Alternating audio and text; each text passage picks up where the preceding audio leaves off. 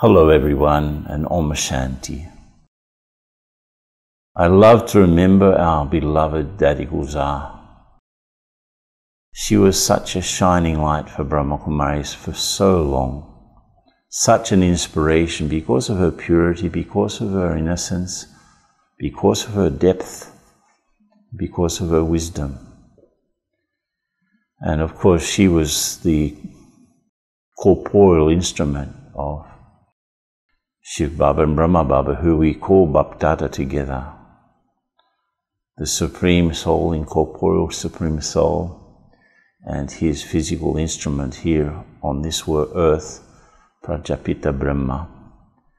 So she was the instrument from 1969 until last year. And so obviously we had many opportunities of meeting her and meeting Dada through her. But it was very special just to be with her. Whenever we looked at her, she was in such a deep state of remembrance of God. Such a deep, subtle feeling emanated from her that immediately, just by looking at her, we would remember God also. Because maybe my mind was wandering, but just looking at her and knowing that she was in such a state of deep meditation, I also remembered that I should be meditating. I've had the fortune to participate in many planning meetings, which is called a group called the Regional Coordinators. I coordinate Brahma Kumaris in Latin America, so I'm sort of a sub-regional coordinator. But as such, I participate every year in meetings. Until the pandemic started, those meetings were present. We had to be physically present twice a year in our headquarters. But since then, many meetings online. But very often, especially when she was well, she would also, at least during one of the days of the meeting, or even one of the sessions, she would appear and also participate together with us. And of course, she brought such a freshness, such a subtle, such another dimension. Maybe we'd be stuck in discussing different activities and the implications of certain plans and trying to figure things out. And then she would come and immediately take everything to another dimension. She wasn't so much concerned about the actual details of activities, but definitely she was very keen on knowing how our spiritual stages were. And I remember one of the meetings, and this was typical of her, she was always concerned about how our spiritual state was. It doesn't matter what else we were doing, but how were we internally? And so she asked us what were our latest experiences in trying to transform our sanskars, trying to transform those ingrained characteristics that are part of our personality. And we all know that there are some things that we would love to change, but they are very stubborn. They don't change with such ease. And at that time, I had been experiencing a lot of benefit just by remembering that in the soul, I have sanskars, I have characteristics of perfection. They are part of me, part of my time here on this earth. I was perfect. I was in a golden age state, and those sanskars are recorded in me. So I was enjoying myself in our headquarters in Madhuban. For 5 minutes, I would just remain in my perfect sanskars, and just for 5 minutes at least, I could experience the lightness, the purity, the innocence, the beauty of what it would be like if I were perfect in this world. And of course, with all of the things going on around us, it's very hard to retain that, right? But anyway, I shared, when she asked each of us in the meeting, some of our senior sisters from around the world, and a few assistants like myself, she asked each one of us how were we dealing with those sanskars, especially the impure ones that we'd picked up along the way throughout our lives. And so I shared that I had been doing this, and I was able to, at least for 5 minutes, feel the beauty and the innocence and the purity and so on of my perfect state. And of course she listened to each one, and after she listened to each one in the meeting, she also gave some hints and some instructions, you could say. So when I shared that I was just enjoying being okay, at least in that state of purity and perfection for a few minutes at a time, she said, it's not enough.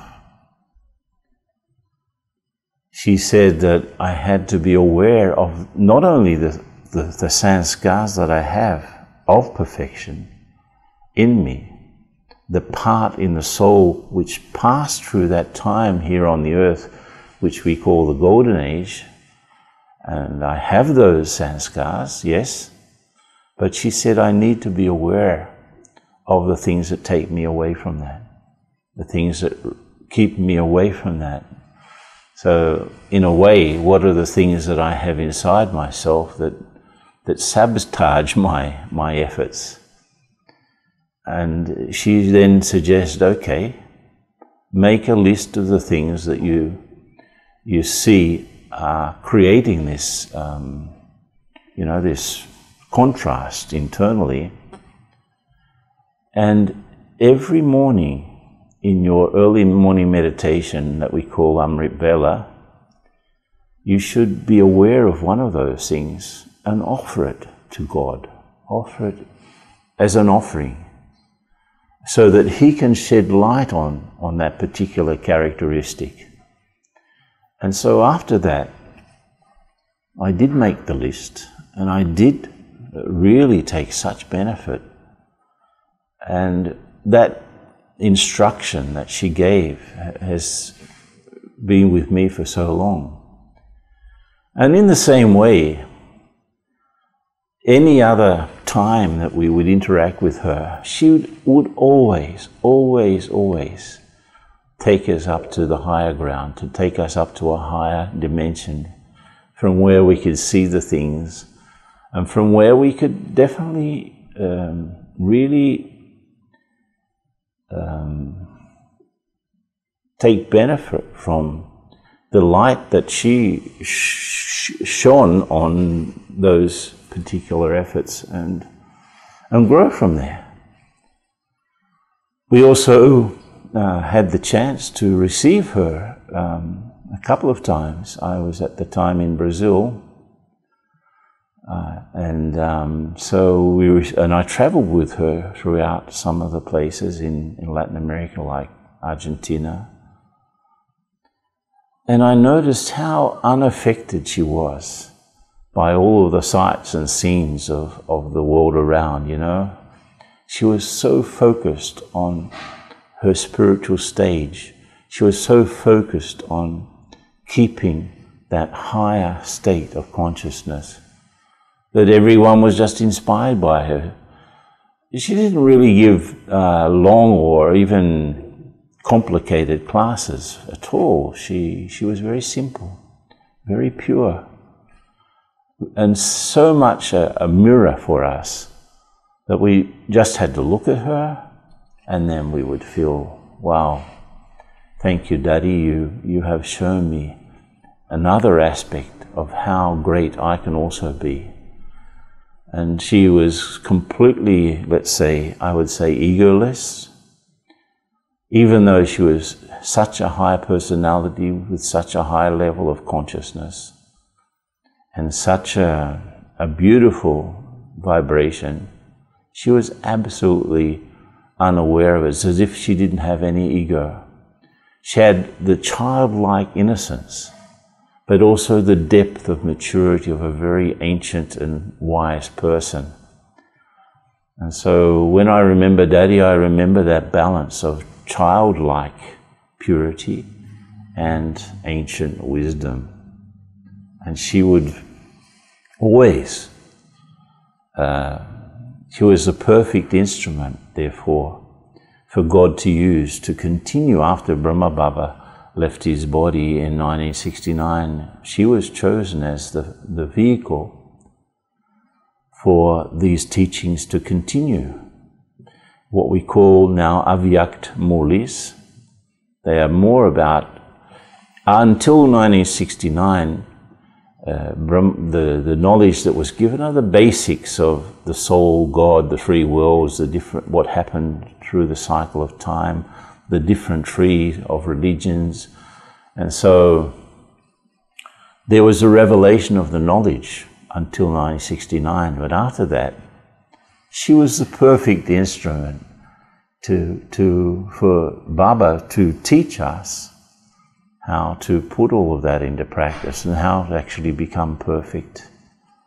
And of course, she herself had to be an example of what was coming through her mouth. And so she was the perfect vessel, completely without any ego, completely pure, completely clean, so that God could give his teachings through her, and in that way help us back to that state of perfection that we'd lost. So when we remember Dadi Gulzar, these are the sorts of things that come to my mind. So thank you very much for listening. Om Shanti.